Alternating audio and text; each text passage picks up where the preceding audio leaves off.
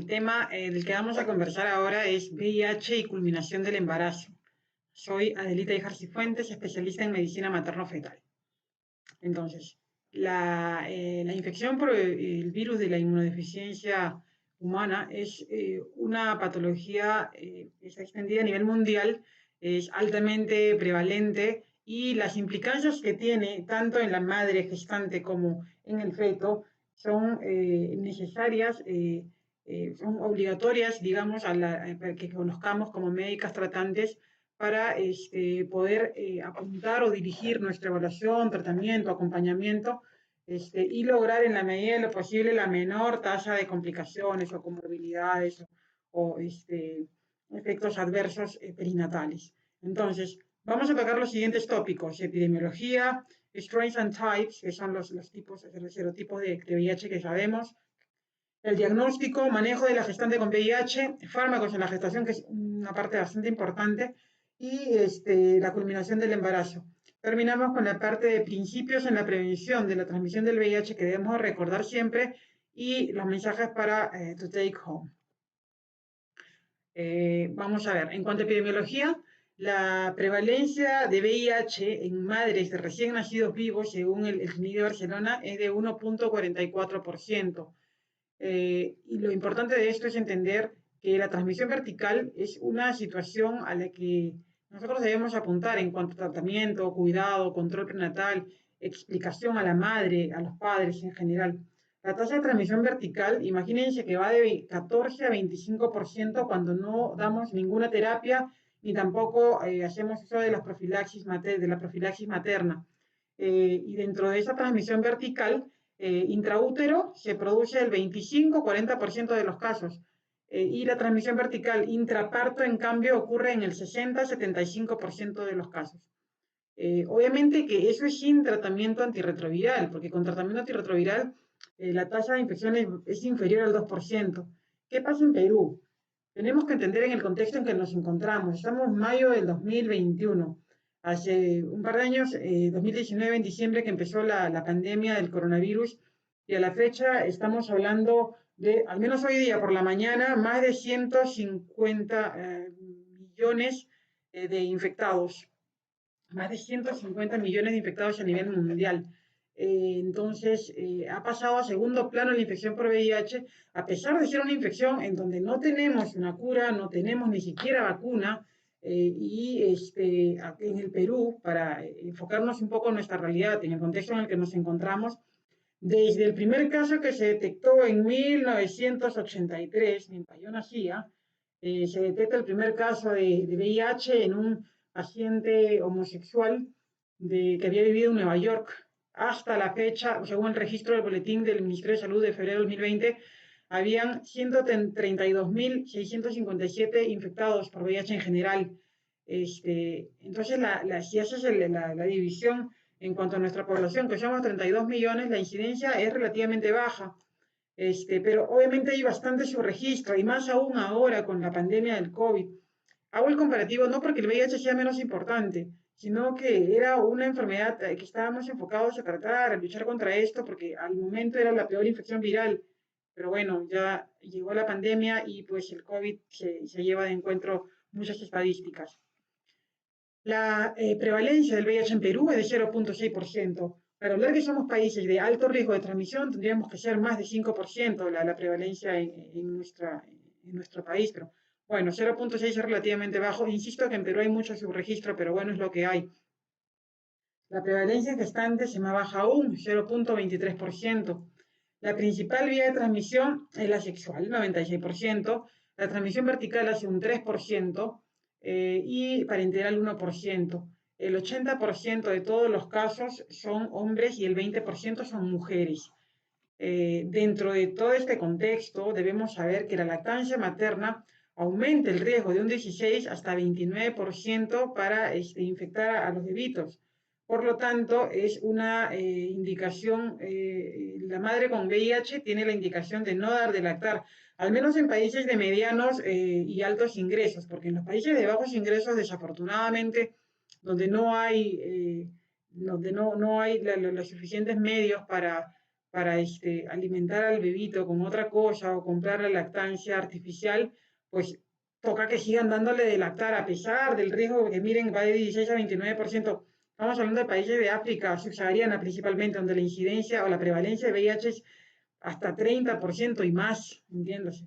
Entonces, desafortunadamente, sacando a los países de muy bajos ingresos, los de medianos y altos ingresos tienen prohibida dar lactancia materna. ¿Cuál es el problema? Principalmente esto, los de la primera columna, son evidencia fortísima para transmitir la infección, tener una carga viral elevada, tener una enfermedad avanzada o un recuento de Cluster or Difference 4, que es el CD4, patología mamaria como mastitis, abscesos, lesiones a nivel de los pezones, o una infección coadyuvante, el hecho de dar lactancia materna más de 6 meses, o sea, todas estas situaciones van a hacer pues que estemos en el 29 a 30% de transmisión de infección por la lactancia. Por estos motivos, o sea, no se debe dar, pero si tienes estos factores agregados, pues con mucha menos razón. Y estos de aquí que son factores discutidos, ¿no?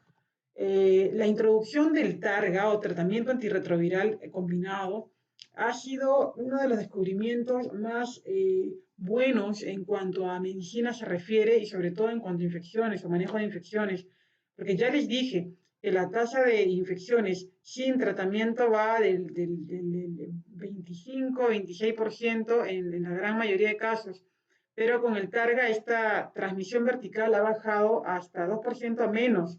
Entonces, obviamente no solamente es el targa, sino las medidas que han coadyuvado a que esta transmisión vertical baje. El targa en la cabeza, pero también de repente la indicación de cesárea, también la lactancia artificial, también el uso de profilaxis intraparto, ¿correcto? Entonces todas estas ayudas han colaborado para que la tasa de transmisión vertical pues sea bajísima, pero a la cabeza es el targa.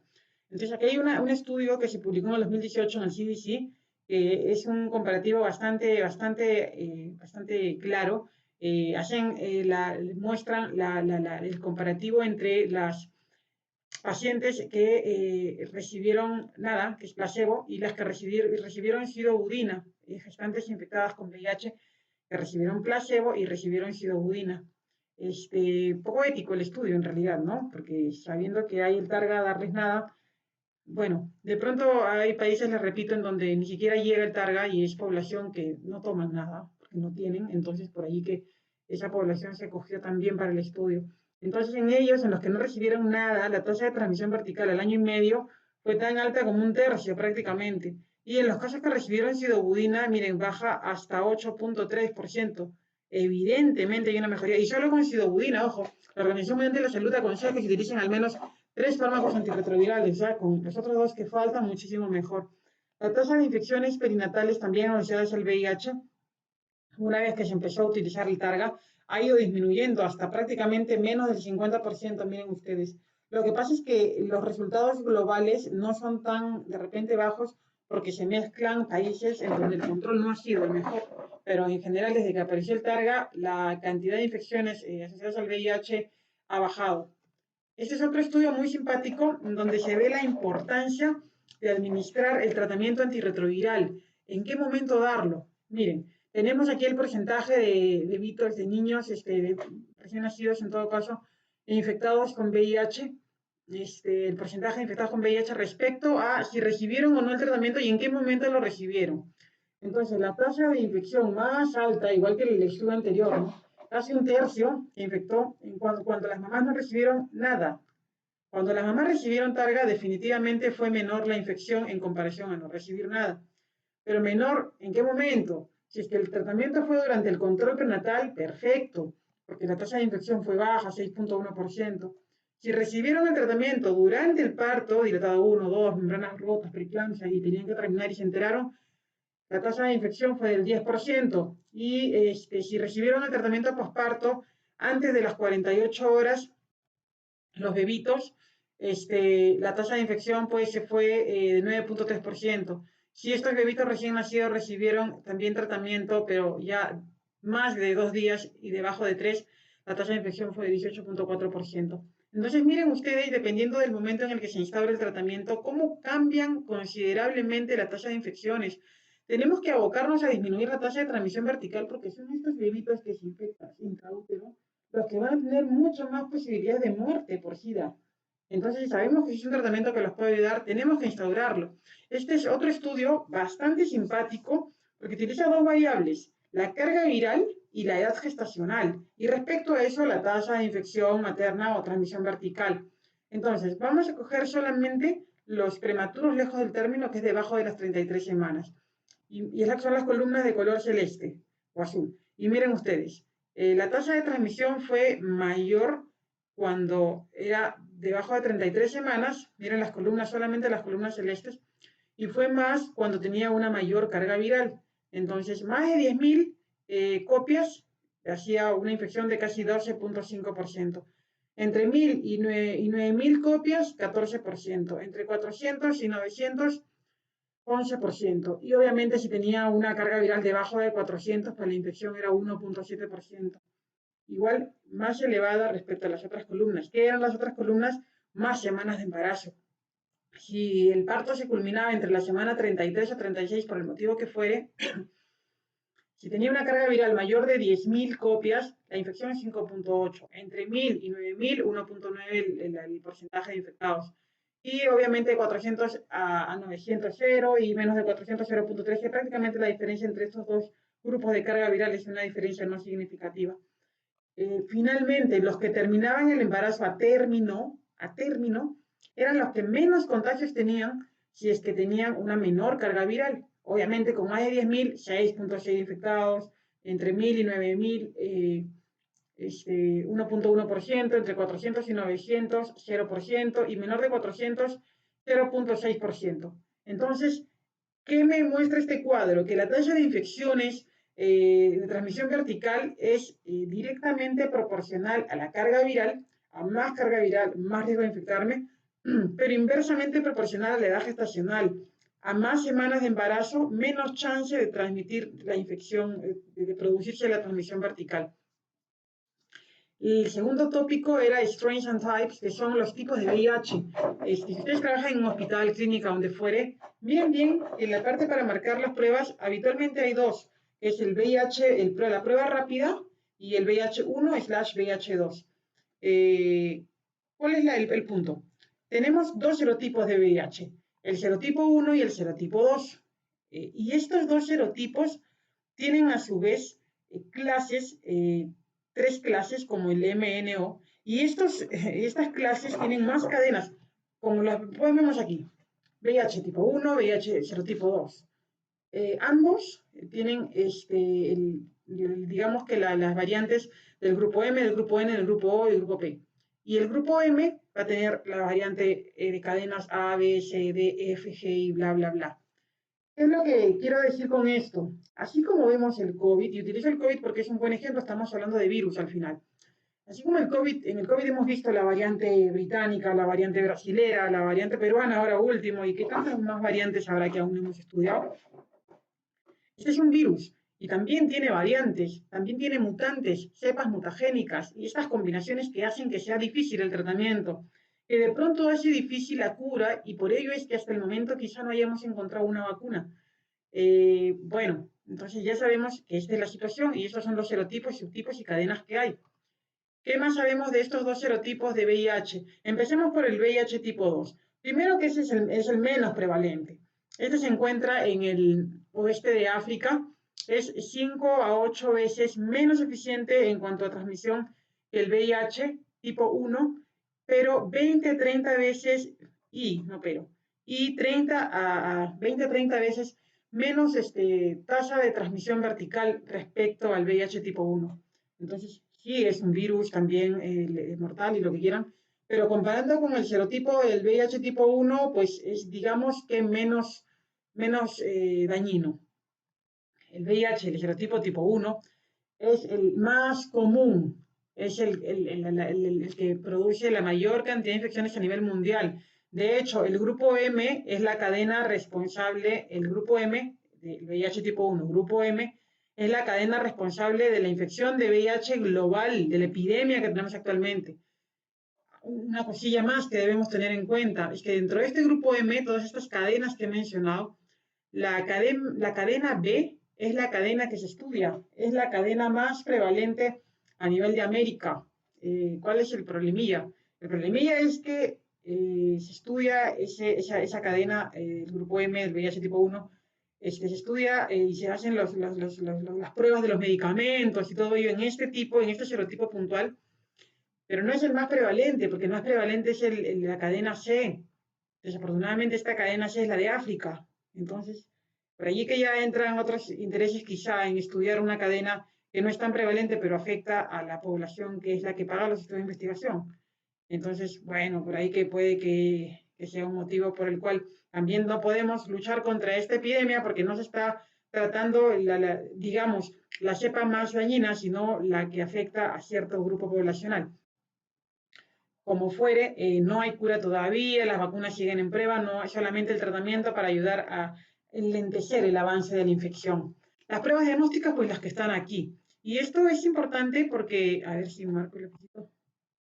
Y esto es importante porque, miren, estas son las pruebas que tenemos para el VIH, el desde ELISA, cuarta generación, PCR, prueba rápida. Les repito, si ustedes cogen las hojas de laboratorio o en la computadora, si marcan para el dosaje de VIH, tienen muchas de estas pruebas, pero las que solemos utilizar cuando llega ahorita que hay pacientes y gestantes que llegan a nuestros servicios y no se han controlado, ya están con las bolsas rotas y lo tengo 4 o 5, usted puede darle con el piecito, vamos a correr a la sala. Entonces les pedimos la prueba rápida, es esta de acá, ¿cierto? Les pedimos la prueba rápida, que sale pues relativamente pronto, son 20 minutos. Esta prueba rápida va a dosar los anticuerpos del VIH. ¿El problema cuál es? El periodo de ventana, pues que son 3 meses, que ya sabemos que existe el periodo de ventana de 3 meses. Pero la sensibilidad de esta prueba es superior al 99% y la especificidad también es superior al 98%. Entonces es una prueba relativamente buena y confiable. Entonces, la pregunta es, que me hicieron alguna vez en una charla, entonces si ya tengo la prueba rápida con esa sensibilidad y especificidad, ¿es necesario que le repita la prueba de ELISA después? ¿Ya para qué? Entonces, la respuesta es, claro que sí. ¿Por qué? Porque muchas instituciones, averigüen si en las suyas también, no es que solo se haga la prueba de ELISA, son pruebas para diagnóstico de VIH de cuarta generación, que son estas de acá, de cuarta generación. Entonces, estas pruebas, si bien es cierto que tienen una mayor sensibilidad, 99.7, y más de 99.3 en especificidad, es mínimo en comparación, ¿no? Pero, ¿cuál es la gran diferencia? Aquí, el periodo ventana.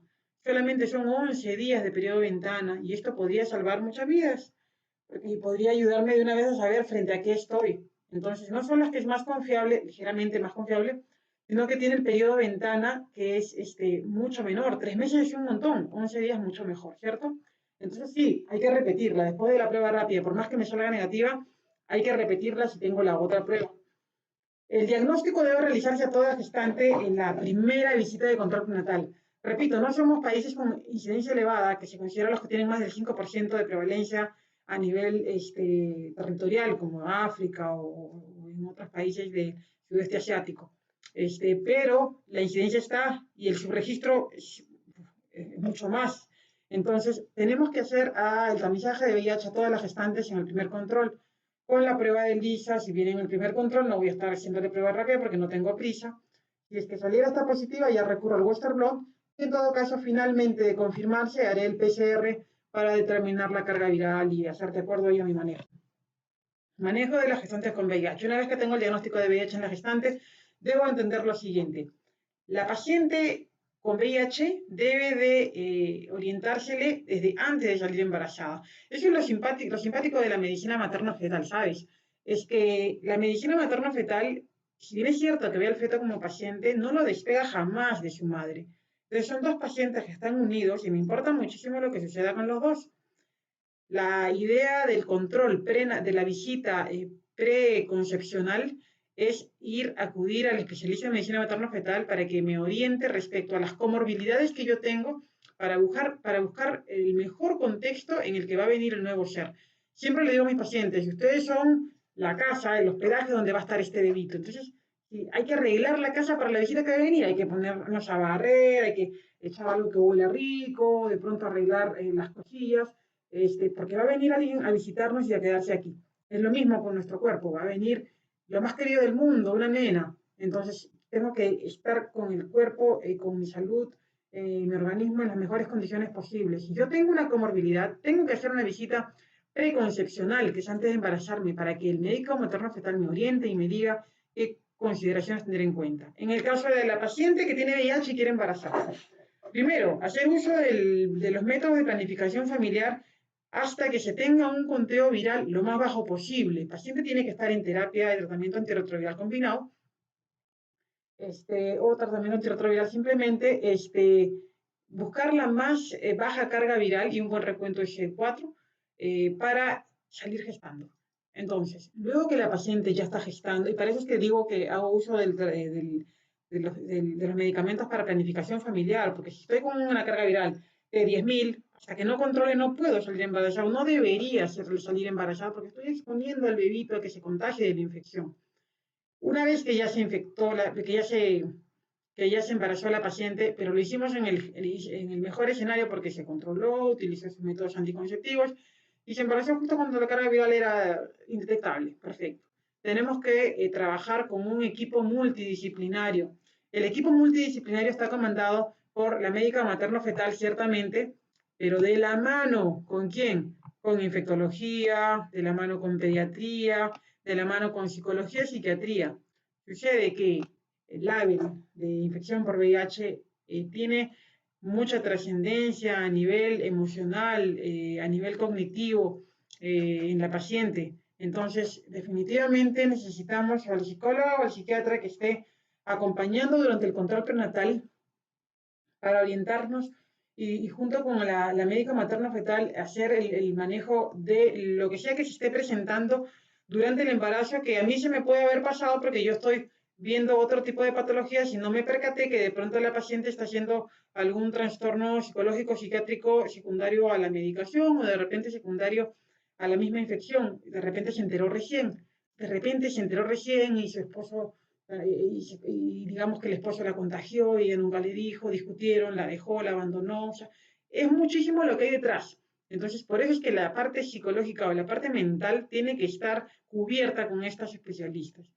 El infectólogo sin dudas, porque si va a haber necesidad de modificar algún tratamiento va a ser de la mano con el infectólogo y de hecho muchas veces lo hace el infectólogo, solo que nosotros vamos a conversar con la infectóloga para que los tratamientos en todo caso no produzcan tanto efecto colateral ni en la mamá ni en el feto.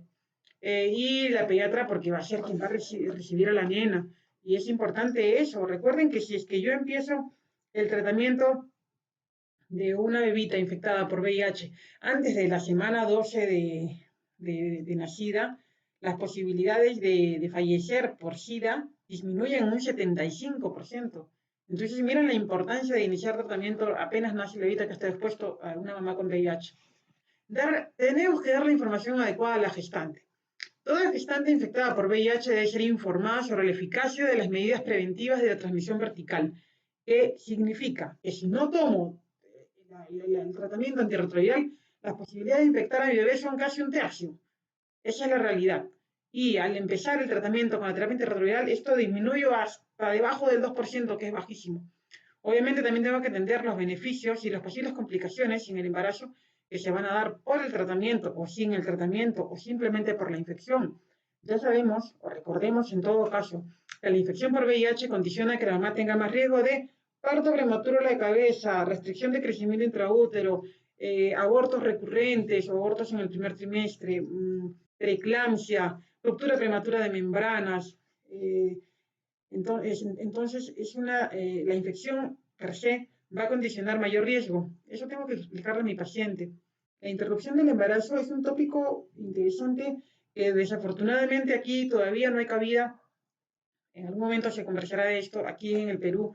Ojalá que sea así. Mientras tanto, en los países en los que se puede realizar la interrupción del embarazo es un tópico a discutir, a conversar con el equipo multidisciplinario y la madre con su pareja se les informa, pero la madre será quien tome la decisión que ella considere. El estudio serológico a las parejas o a la pareja de la paciente, porque debemos saber que también tenemos a las parejas que son VIH discordante, o sea, de repente el esposo, sí, mi esposo tiene VIH, le dosamos a la mamá y es VIH negativa, entonces tenemos que saber cómo vamos a manejar eso. O quizá también es al revés, la mamá es VIH positiva y la pareja es VIH negativa. Entonces tenemos que saber y dosar a ambos para orientarnos y dar el mejor manejo posible ante la situación que nos encontramos. Debemos de empoderar a la paciente. El tratamiento no sirve si yo no hago entender a mi paciente que ella es el 95% del tratamiento. Eso no solamente para esto, esto es para todo. La paciente tiene que ser la protagonista de su enfermedad. La paciente debe entender que yo puedo hablar un montón, podemos explicarle un montón, pero si ella no cumple las indicaciones, no va a funcionar. Y no va a ser solamente negligencia médica como siempre mencionamos, también es negligencia de la paciente. Los resultados óptimos o no óptimos son respuesta del trabajo en equipo, compuesto por la madre, por el equipo multidisciplinario, y si hay familiares que apoyan, pues genial. Entonces, hacer entender a la mamá que si toma el tratamiento de manera adecuada y cuidado con la lactancia, porque no la debe dar, va a mantener a su baby seguro, y esa es la idea. El control prenatal entonces consiste en realizar una historia clínica adecuada, historia de tóxicos, antecedentes de infecciones oportunistas, antecedentes de toxicidad al carga, porque son medicamentos, muchos de ellos categoría D, hepatotóxicos, nefrotóxicos. Entonces, debemos estar en comunicación constante con el infectólogo para que nos diga qué situaciones previas se han presentado a la paciente si es que ella ha estado recibiendo el targa antes de embarazarse. Infecciones oportunistas porque recuerden que estas pacientes van a tener mayores brotes de herpes, candidiasis severas realmente, en general, vulvovaginitis de difícil erradicación o constantes durante el embarazo que realmente incomoden a la mamá. Por el mismo hecho de la inmunodepresión de la paciente tiene más riesgo de hacer complicaciones. Recuerden el neumocistis firovesi que se presenta en estas pacientes. Entonces tenemos que estar ser muy detallistas en cuanto a la elaboración de la técnica de estas pacientes por todo lo que pueden traer con ellas. Exploraciones complementarias, bueno, que son muchas de ellas las que hacemos habitualmente, ¿no? En el embarazo, pedir todos los exámenes que pedimos a todas las gestantes en el primer control prenatal. Papá Nicolau de cervix, cultivo de infecciones de transmisión sexual, que eso sí lo hacemos generalmente para estas pacientes y no para todas de repente. Tinción Gram para screening de vaginosis bacteriana, hemograma, bioquímica, perfil hepático trimestral. Hasta hemograma seguimos siendo igual que el resto de pacientes. Bioquímica con perfil hepático trimestral. El perfil hepático trimestral sí es propio de las pacientes que tienen VIH porque tenemos que ver los medicamentos que están utilizando. Entonces sí me importa qué tanto daño hepático o renal se puede estar presentando. Control también al mes de iniciar la terapia antirretroviral, claro, por lo que les digo, la hepatotoxicidad asociada. La carga viral debo de dosarla en el primer y segundo trimestre, luego entre las 34 y 36 semanas para determinar la vía del parto. Recuerden esto, que se los voy a decir creo que más adelante, pero se los digo desde ya. La carga viral es la variable más importante en cuanto a la posibilidad de adquirir transmisión de infección de mi bebito. Entonces, si yo tengo una carga viral baja, realmente las posibilidades de infección son bajísimas. Pero si mi carga viral no está controlada, es muy probable que transmita la infección a mi bebé. Entonces, debo de enfocarme en eso, en tener una carga viral realmente baja.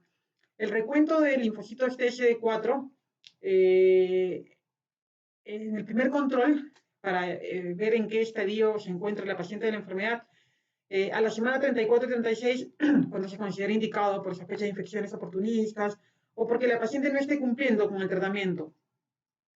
Recordemos que el VIH va acompañado generalmente de hepatitis B, hepatitis C. No es que sea altamente frecuente ello, pero en comparación a las pacientes que no tienen VIH, sí suelen ir acompañados de hepatitis B y hepatitis C, entonces hay que también tamizar estas enfermedades.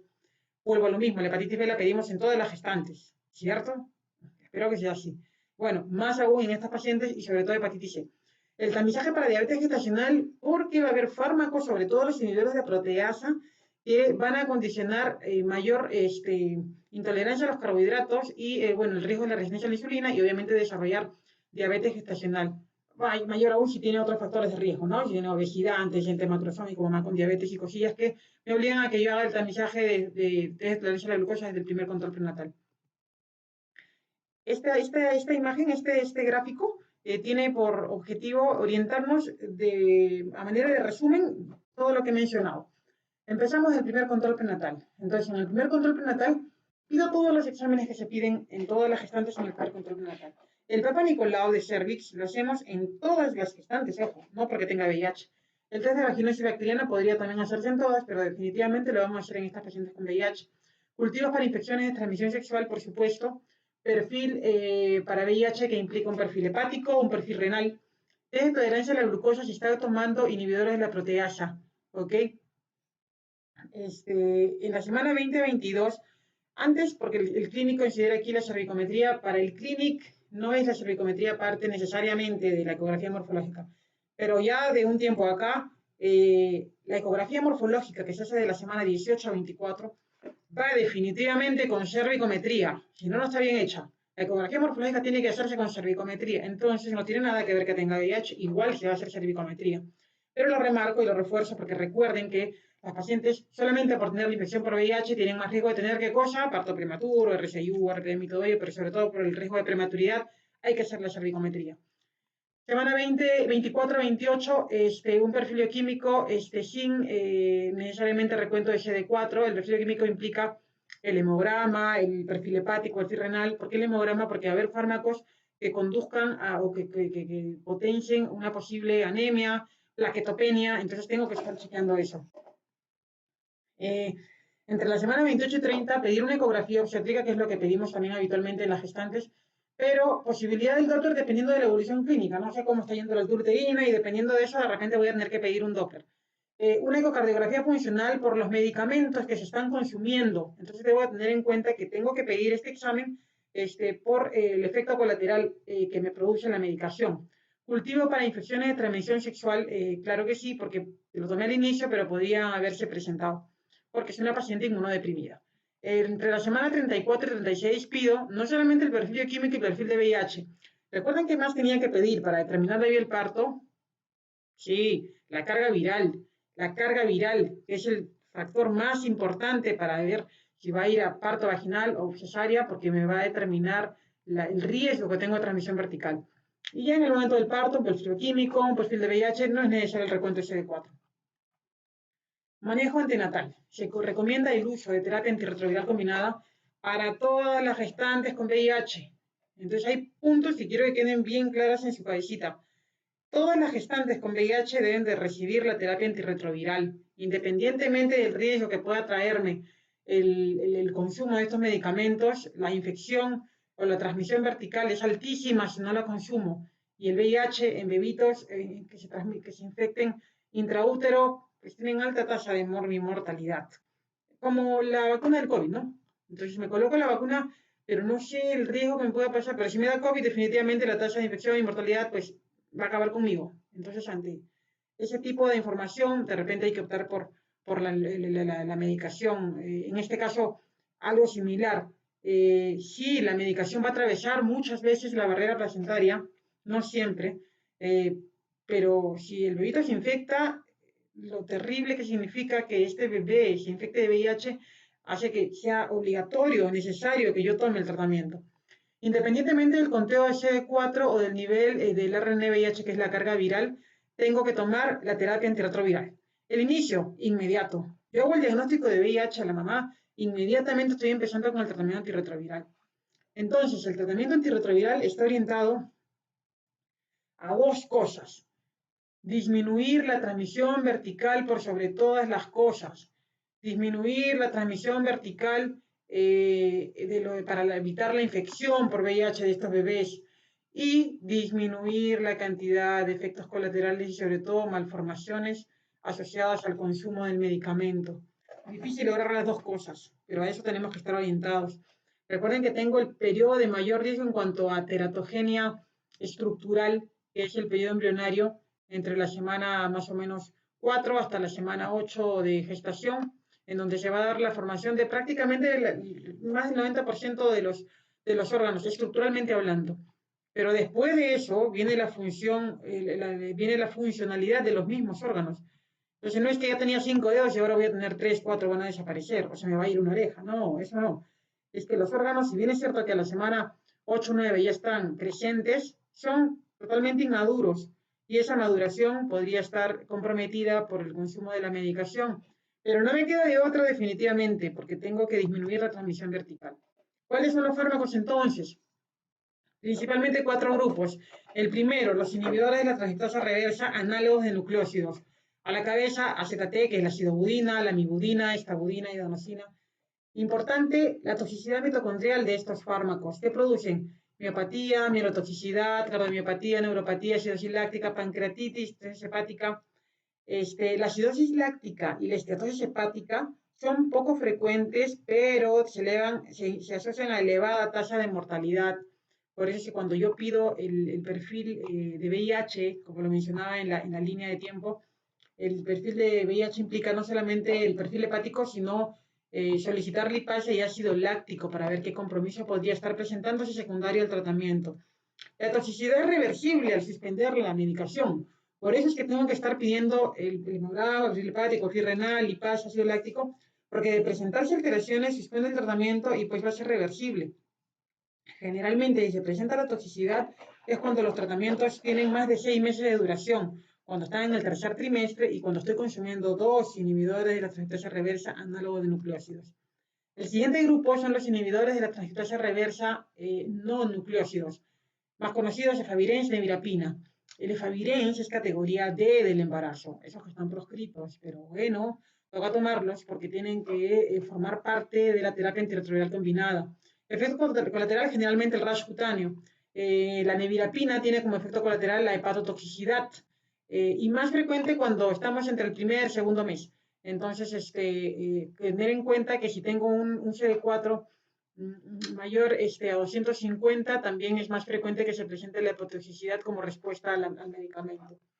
El tercer grupo son los inhibidores de las proteasas. Estos medicamentos son simpáticos para nosotras, las médicas materno-fetales, en el sentido de que no van a atravesar tanto la barrera placentaria, el paso es mínimo, y pareciera, según los estudios, que no tienen efectos teratógenos, según los estudios al momento que se han presentado. Se asocia así alteraciones del metabolismo de los hidratos de carbono, yo se los había mencionado, resistencia a la insulina en adultos, no gestantes, pero igual podrían incrementar el riesgo de diabetes gestacional.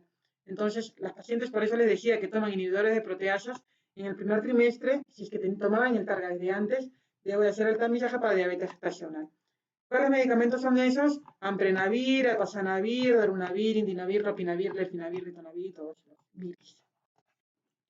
Y el último grupo, de los que voy a hablar, porque hay más grupos que ya no voy a comentar, los inhibidores de la integrasa. Dentro de ellos, porque son varios, el raltegravir es el más conocido y es el que utilizamos acá. Lo deben haber utilizado de repente ustedes en su práctica clínica pública o privada. Este medicamento tiene un alto paso transplacentario y eso tiene sus pros y sus contras.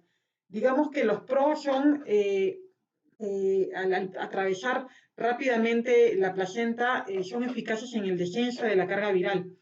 El contra es los efectos colaterales que puede haber a nivel funcional, en cuanto al bebito, pero el hecho de que me disminuya rápidamente la carga viral me obliga a tener que usarlo. Si yo tengo una mamá que llega por su prueba rápida, está en dilatado 2 y de pronto le sale la prueba rápida positiva, está en dilatado 2 y la tasa de transmisión vertical es 60-70%, recuerden, se da justo en el parto, tengo que darlo.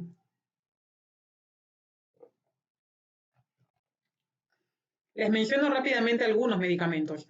La acidobudina, que es la más frecuente, debería estar incluida en la pauta de tratamiento, salvo en pacientes con resistencia o en anemia grave de base. Las pautas más estándares incluyen el uso de 2 inhibidores de la transcriptasa inversa análogo de nucleósido. Por eso el riesgo que me produzcan las complicaciones, los efectos colaterales, más un inhibidor de proteasa. No se recomienda iniciar con nevirapina, con recuerdos de CD4 mayor de 250, porque les comenté ya la potencial hepatotoxicidad.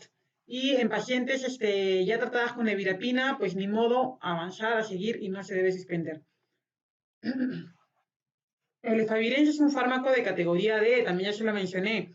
Por lo tanto, está contraindicado en el primer trimestre por su potencial efecto teratógeno.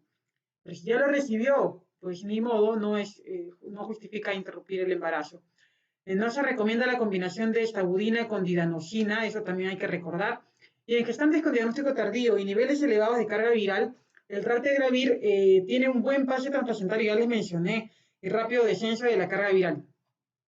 Por lo tanto, lo podríamos utilizar. Además, recuerden que les dije que pacientes que no han recibido ningún targa y están ya en trabajo de parto, tengo que terminar, pues los inhibidores de la integrasa van a producir un rápido descenso de esta carga viral que les mencionaba. Esta fotito por ahí que le toman un screenshot, después la revisan, son las combinaciones que se prefieren para el manejo del VIH. Entonces, la idea es pues siempre tener inhibidores de la transcriptasa reversa nucleótidos, al menos 2 como eje del manejo. Ya, la Organización Mundial de la Salud aconseja la terapia antirretroviral combinada con 2 inhibidores de la transcriptasa reversa análogos de nucleósidos y un inhibidor de proteasas, tal cual está aquí, es lo mejor, se supone. 2 inhibidores de transcriptasa reversa análogos de nucleósidos y un inhibidor de la proteasa. Pero bueno, ahí están también las otras combinaciones posibles que pudiese haber. Esta es la recomendación de la OMS, como les decía. Primera línea, ponen esto de aquí, el tenofovir con la bibudina más dolutegravir, régimen alternativo como segunda línea, ácido timidina, que es la ZT, o es la acidobudina, que es el mismo, solo con otro nombre, la acidobudina más la bibudina más lopinavir, y bueno, de tercera línea estos de acá. ¿Qué dice el Perú? ¿Qué hay en el Perú? La norma técnica última que salió en el 2019, diciembre, cuando era la doctora Pilar Macetti, ministra de Salud, estableció o digamos que enfatizó en los escenarios que ya conocemos. Escenario 1, gestante con VIH diagnosticada durante la atención prenatal o con diagnóstico previo que no recibía targa. Entonces, estas pacientes entran en el escenario 1. El escenario 2, gestante que tuvo VIH, estuvo recibiendo targa antes de su embarazo. Que son, entre comillas, las más simpáticas porque ya se supone que hicieron las cosas de la mejor manera porque salieron embarazadas con una carga viral controlada, entonces mejor para ir disminuyendo más la tasa de transmisión vertical. Y el escenario 3, que no es infrecuente en nuestro país. Gestantes con VIH que se diagnostica por primera vez durante el trabajo de parto. ¿Cuándo culminar? En estos 3 escenarios, el targa va sí o sí, bien claro. En los 3 escenarios, el targa va. Gestante con VIH va el tratamiento antirretroviral. Culminar el embarazo. Se los resumo bien fácil en la siguiente diapositiva. Primero entendamos que durante el parto, recuerden, y se los dije ya un par de veces, el factor aislado que mejor predice la transmisión vertical es la carga viral. Por lo tanto, si tengo carga viral indetectable, entiéndase debajo de 50 copias por mililitro, que sería genial, la posibilidad de transmisión vertical es ínfima, debajo del 1%. Obviamente, antes del tratamiento antirretroviral teníamos pues este nivel de carga viral, pero una vez que se inició con el tratamiento antirretroviral, es frecuente que tengamos pacientes gestantes que vienen con su tratamiento y una carga viral indetectable. Entonces, aquí tenemos que apuntar. Entonces, si estamos con esos criterios, la paciente puede ir a parto vaginal y perfecto, que siempre va a ser el parto vaginal lo mejor. No es porque tenga VIH, va necesariamente a cesárea. Pero para tener un parto vaginal en una paciente con infección con VIH, tiene que cumplir sí o sí con los 5 criterios que les voy a mencionar. Un criterio no cumple, pues no va a parto vaginal y es cesárea sin duda. ¿Cuáles son los puntos que tiene que tener la paciente? Un tratamiento antirretroviral combinado, que es la triple terapia durante la gestación. Viremia indetectable entre la semana 34 y 36. Recuerden que se pedía el perfil de VIH, que es la carga viral. Y con un punto de corte, carga viral detectable debajo de 50 copias por mililitro, que a veces puede variar dependiendo de los laboratorios. Un buen control gestacional y correcto cumplimiento terapéutico. Y para eso es el control prenatal, porque yo sé si mi paciente cumple o no, dependiendo de algunas preguntas que por allí voy a realizar. Si tiene una edad gestacional mayor a 34 semanas, recuerden el estudio que les mencionaba al inicio, ¿no? A mayor prematuridad, más riesgo de infectarme con el VIH de mi bebito. Así es que si tiene más 34 semanas o más, genial. Si tiene debajo, va a cesárea. Y no suspender el tratamiento antirretroviral combinado durante el parto. Esto para ustedes, porque a veces llega la gestante en tratamiento y lo suspendemos. No se suspende, ¿correcto? Tengan esto en cuenta. Parto por cesárea. Se programa a las 38 o 39 semanas. En estos casos hay que administrar de manera profiláctica la acidobudina endovenosa a partir de, recuerden, 4 horas antes de la cesárea. Entonces, 4 horas antes de la cesárea programada que va a entrar mi paciente, debo de ir administrando la acidobudina endovenosa. En caso que tuviese el diagnóstico intraparto que llega a la paciente, es una preeclampsia que está con presión de 200-100, cefalea intensa, y ya está con 38 semanas, va a sala de operaciones, no hay cambios cervicales de pronto, tenemos que empezar la sidobudina endovenosa, que generalmente va, sidobudina endovenoso, que va a 2 miligramos por kilo en la primera hora, y nevirapina 200 miligramos vía oral. El momento para la cesárea, esto es importante. Esto lo copié tal cual del American College de Ginecología y Obstetricia. ¿Qué es lo que decía? Para mujeres con una carga viral de 1000 copias por mililitro, a más se recomienda una cesárea generalmente a la semana 38 para evitar el inicio del trabajo de labor de parto. Si bien es cierto que estamos creando que las cesáreas se deben de programar entre la semana 38 y 39, si yo tengo una carga viral mayor a 1000, que la hice entre la semana 34 y 36, debo de culminar el embarazo a la semana 38 para evitar los pródromos si es posible. Y si la paciente tiene menos de 1000 copias por mililitro y la decisión de cesárea se toma por razones obstétricas, pelvis estrecha, feto podálico, no lo sé, la cesárea debe ser realizada, como siempre, generalmente semana 39. ¿Sí? Listo. Hay un artículo muy simpático también que habla de la infección, el manejo de la infección por VIH en gestantes y da un fluxograma muy simpático. Yo quiero a ver si después le toman una fotito también y lo revisan, o lo pegan en su habitación, en su cuarto, o lo llevan en el celular, porque es bastante un resumen de lo que les acabo de mencionar.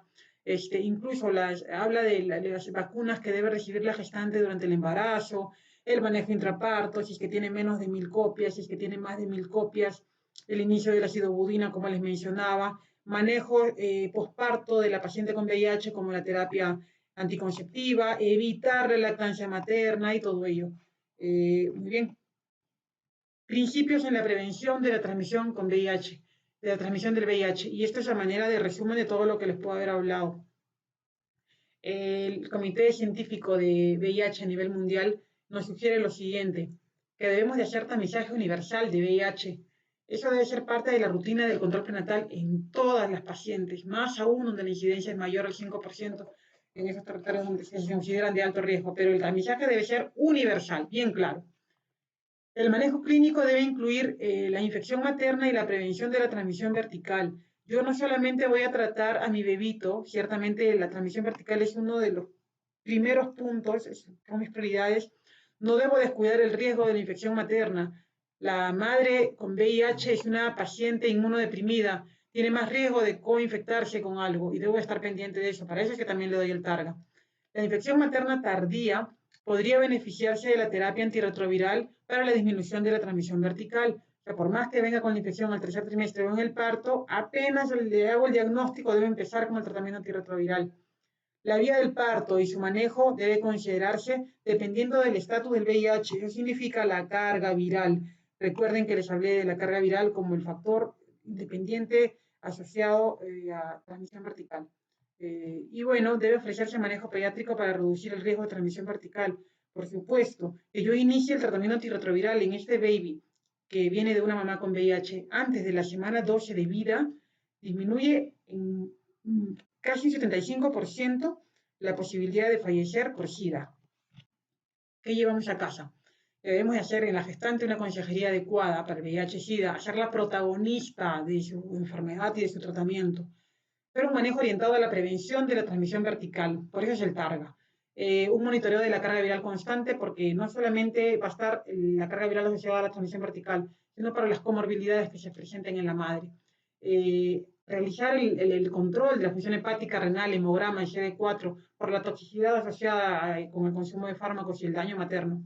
El test prenatal no invasivo aquí cobra mayor preponderancia porque las pruebas invasivas en las pacientes con VIH no se aconsejan o se desaconsejan, no estoy diciendo están prohibidas, se desaconsejan. Tendría que tener una carga viral baja, aún así las posibilidades existen de transmisión.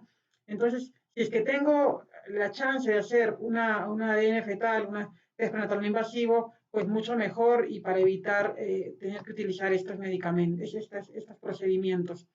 biopsias escoriales, amniocentesis y esas cosas.